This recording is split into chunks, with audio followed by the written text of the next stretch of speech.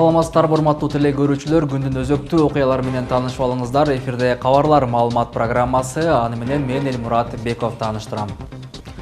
Алгач бүгүнкү чыгарылыштан кыскача түрмөк. Япониядагы коронавирус жуктуруп алган кыргыз жараны ооруканадан чыгарылды. Оштогу дарыканаларда бет каптар калбай калды. Бийлик өкүлдөрү Садыр Жапаровдун туугандары менен 3 күндөн кийин жолукмай болду. Сирияда абал курчуду. Эми Идлибтин үстүнөн учкан бардык чоочун учактар атып түшүрүлөт.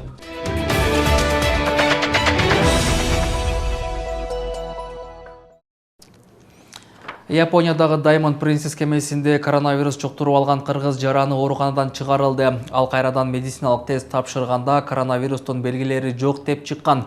Маалыматты бүгүн 2 мартта коронавирустун өлкө аймагына кирүүсүнө жана байланышына жол бербөө боюнча республикалык штабтын жыйынында белгилүү болду.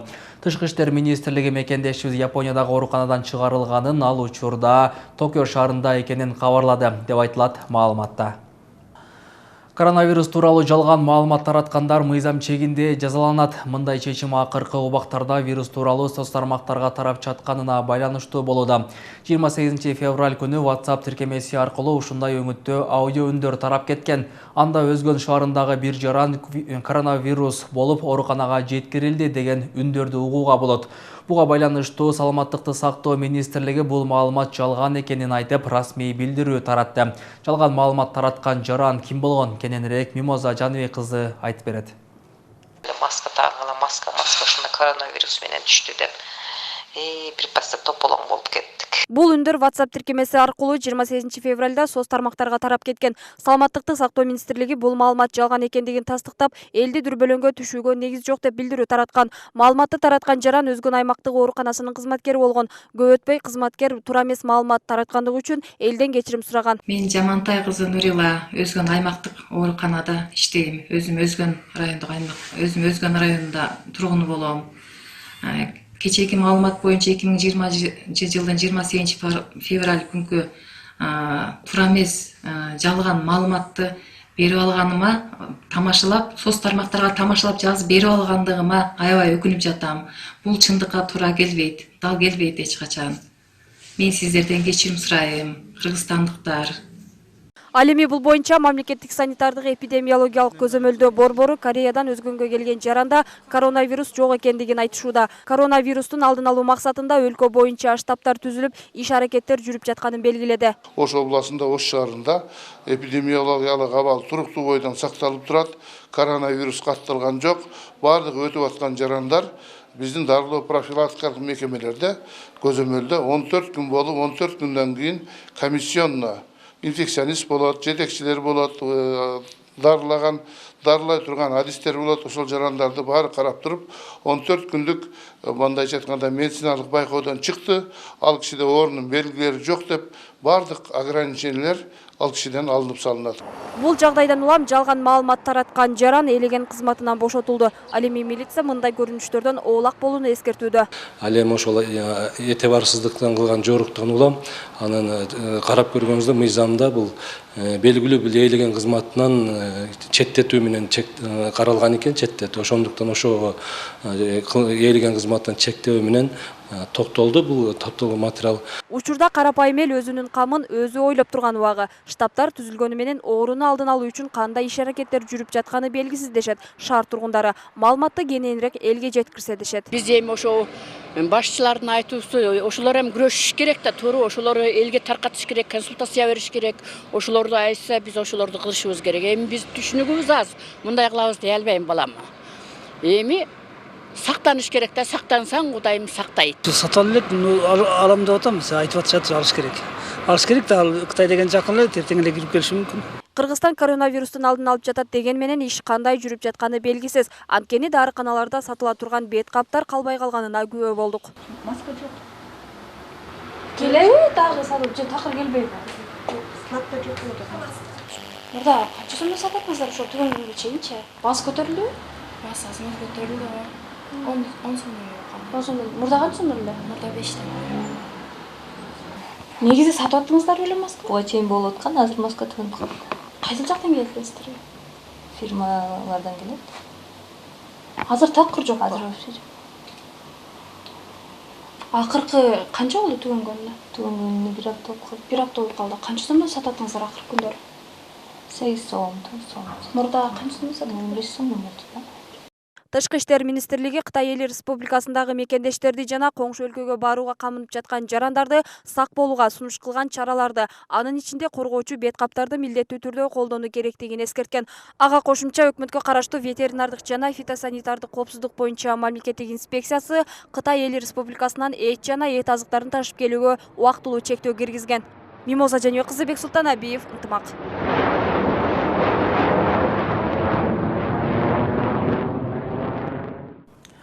Бишкек шаарында 19 жаштагы кыз 10 кабаттын балконунан кулап каза болду. Маалыматтарга караганда, Исанов көчөсүндөгү көп кабаттуу үйдөн кулап кеткен кыз тууралуу билдирүү кечээ 1 мартта болжол менен саат 1:00 чамасында түшкөн.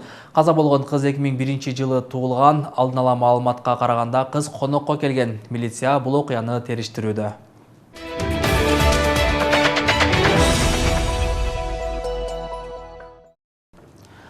Митингдин делегаттары менен президенттин аппаратынын жарандардын кайрылуулары менен иштөө бөлүмүнүн башчысы Саякбай Субанов жолугушту. Жолугушуунун жүрүшүндө митингчилердин талаптары угулуп, жарандардын кабыл алууларын кароонун тартиби жөнүндө мыйзамдар боюнча түшүндүрмөлөр берилди.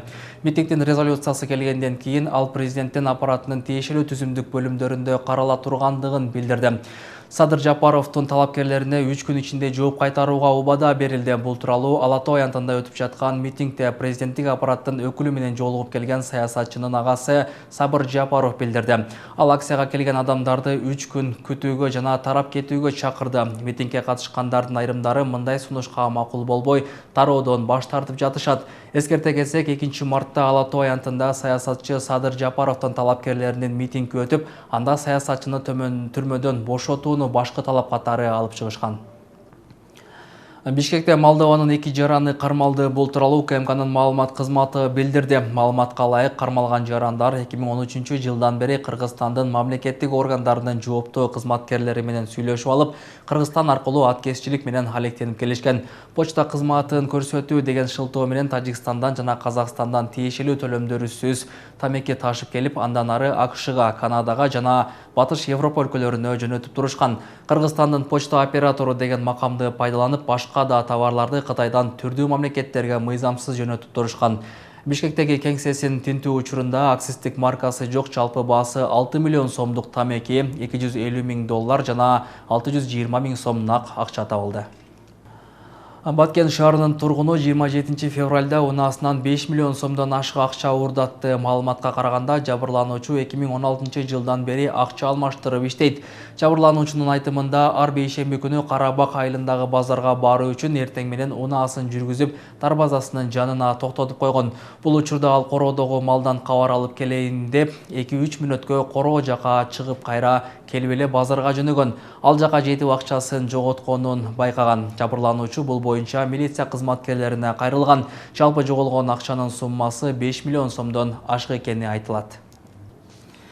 Бүгүн 2 мартта юридикалык жактар үчүн бирдиктүү салык декларациясын тапшыруу мөөнөтү аяктайт. Бул тууралуу мамлекеттик салык кызматынын маалымат бөлүмү билдирди.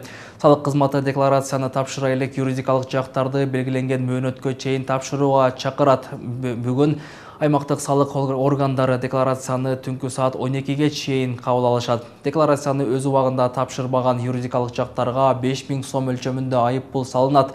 Эске салсак, 2 мартка чейин бирдиктүү салык декларацияны ата мекендик уюмдар, дыйкан жана фермердик чарбалар туруктуу мекемесин түзүү менен Кыргызстандын аймагында ишмердигин ишке ашырган чет өлкөлүк уюмдарда тапшырууга милдеттүү.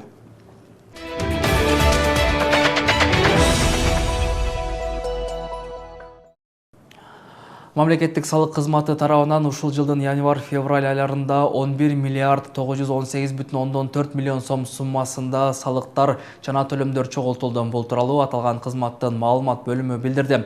Белгиленген план 100,1% аткарылды же 15,5 миллион сомго ашыгы менен жыйналды.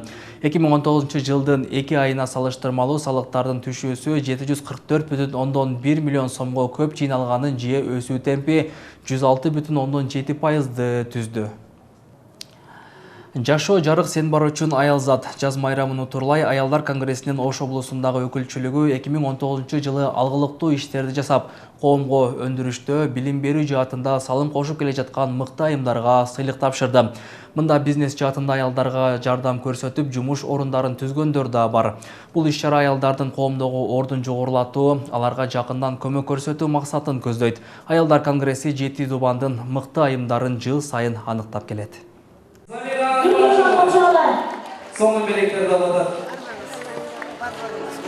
Татықты олға біздің апауыз. Шарапат Амирова бүгін Аялдар конгресси уюштуруп жаткан иш-чарага келген. Бул ирет ал күтүүсүздөн өрнөктүү эне наамына ээ болуп кубанып жаткан учуру. Ойма келген эмес, мен азыр деле ойлонбой эле келдим. Сыйлык алам деп ойлонгон жок. Шарапат энеге бул наам жөн эле келип калган жок. Учурунда агартуу тармагында көп жыл үзүрүлүү эмгектенген. 37 жашында жолдошунан эрте ажырап, 6 баланы багып чоңойтуу анын мойнунда болгон. Батыр эне дегендин себеби эң чоң уулун дагы жоготту. Андан мына 2010-жылдагы улуттар аралык кагылышууда эң кичинекей кенже уулун жоготту. Ошол жерде снайперлердин огунан учуп каза болду. Мына ошондой болуп турса дагы эжем кайраттуулук менен мен баламды эл үчүн тууган экенмин, эл үчүн, ушу эли үчүн, жери үчүн, кыргызым деп ошол жерге барып окко ушту деп ушундай бир кайраттуулук менен өзүнүн сөзүн айтып ыйлап отурду да ошол жерде дагычы мен жамаатыңыздардын ынтымагы арта берсин. Урматтоо менен Кыргыз Республикасынын Жогорку Кеңешинин төрагасынын орун басары Аида Касымалиева Капчыбековна. Кыргызстан Аялдар конгресси 27 жылдан бери аялзатына жакындан колдоо көрсөтүп келет. Анда түрдүү семинарлар, бизнес план түзүү тууралуу окутуулар өткөрүлөт. Жыл сайын бул командага кошулгандардын катары өсүп жатат. Аял билимдүү болсо, аял баягы көз карашы аябай кенен, дүйнө жүзүнө болгон мамилеси бир өзгөчө, ар кандай бир профессияга ээ болгон аял албетте балдарына жакшы тарбия бергенге мүмкүнчүлүгү бар да.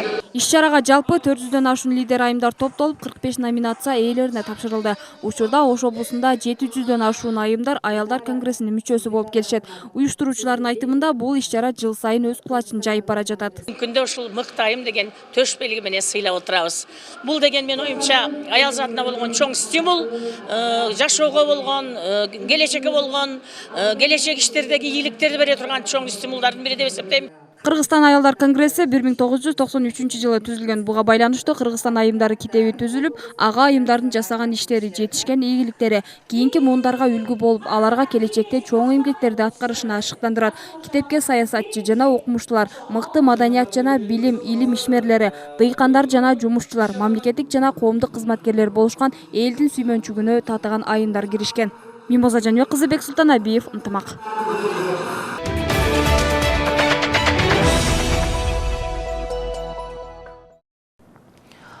Ош шаарында волейбол боюнча ири мелдеш өткөрүлдү. Турнир Каракулжа ынтымагы аталышында болуп, Күйөташ айылынын тургундары тарабынан уюштурулган. Спорттук мелдеш элдин ынтымагын чыңдоо максатында көп жылдан бери өтүп келет. Бул оюнда кайсы команда алдыга чыкты жана кандай сыйлыктар тапшырылды? Алдыдагы сюжетте кенен сөз болот. 1 март күнү Ош шаарында волейбол боюнча Каракулжа ынтымагы аталышында ири мелдеш өткөрүлдү. Адаттагыдай алгач мелдешке келген командалар аныкталган соң, чучуулактын негизинде командалар 2 топко бөлүнүп, оюндарын баштады. Бул турнирдин негиздөөчүлөрүнүн бири Жомарт Абдикеримов аталган мелдеш райондун жаштарын бириктирүү максатында 2012-жылы уюштурулганын жана азыркыга чейин токтобостон уланып келе жатканын айтат. Ошондой эле турнирге катышуучулардын саны да көбөйүп жатканын белгиледи. Негизи Алай Көрөнүн ынтымак кубогу деп негизинен биринчи болуп түзүлгөн эле 2012-жылы Алай Көрөнүнөн 8 айылдан 8 команда чыгып 6-май күнү 2012-жылы уюштурулган оюн. Андан бери мына өзүңүздөр көрүп аткандай быйыл 2020-жыл 8 айыл кийин Караташ менен Сарбай кошулганда 10 айыл болгон. 10 айыл бүгүнкү күндө экинчи кругун тегеренип акыркы оюн бүтүп атат бүгүн. Ал эми Автандил Жаңыбаев бул ирет волейбол мелдешин Күйөташ айылы өткөрүп, ага 10 команда катышып, оюн кызуу жүрүп жатканын айтты. Ал эми ошол эле айылдын тургуну азыркы жаштардын ойноо деңгээли баштагыга караганда өскөнүн кошумчалады.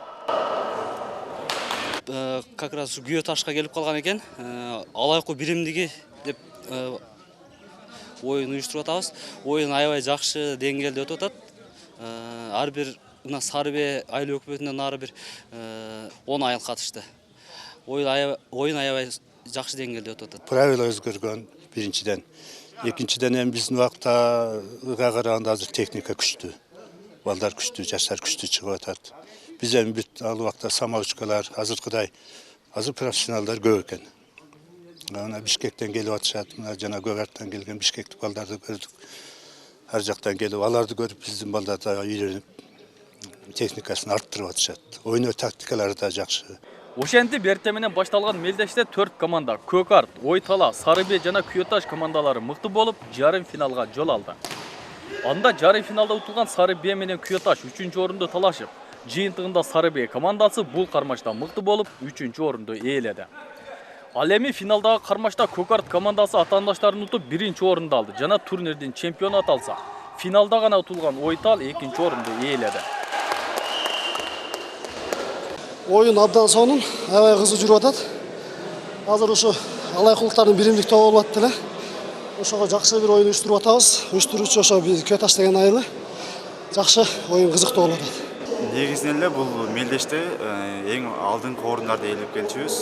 Бул мелдеште биз көбүнчө 1-орунду алып чыктык. Белгилей кетсек, аталган мелдеш 8 жылдан бери токтобой кезек-кезеги менен өткөрүлүп келет. Бул мелдештин негизги максаты райондун тургундарын бириктирип, ынтымакка тартуу жана жаштарды спортко үйүндөө болуп саналат. Эми кезектеги мелдешти өткөрүү эстафетасы Ойтал командасына тапшырылды. Жолдубай Айткулов, Азам Бузуриков, ынтымак.